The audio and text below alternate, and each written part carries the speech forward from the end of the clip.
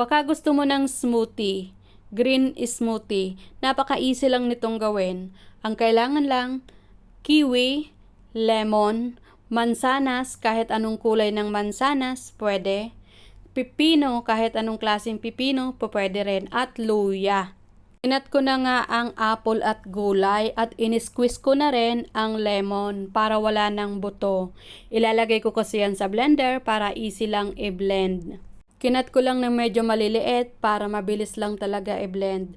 Nilagyan ko na rin ng kalamansi at lalagyan ko rin ng konting tubig. Depende sa inyo kung gusto nyo ng mas maraming tubig. Bahala na kayo. So, charot lang. Mabilis lang talaga i-blend pag maliliit ang cut ng apple at gulay.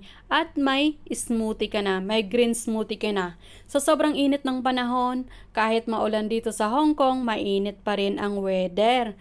Kaya smoothie kayo dyan. Healthy pa. After ko i-blend, ilalagay ko na nga yan sa baso para may smoothie na ako. So, masarap na smoothie, green smoothie.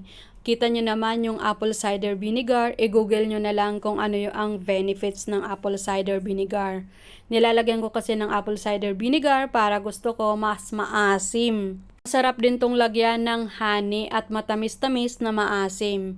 Pero depende sa inyo kung gusto nyo talaga ng maasim, mas maraming kiwi, mas maraming lemon. Mas masarap ang smoothie. Green smoothie. Try ko nga kung masarap na ang aking smoothie. Okay naman.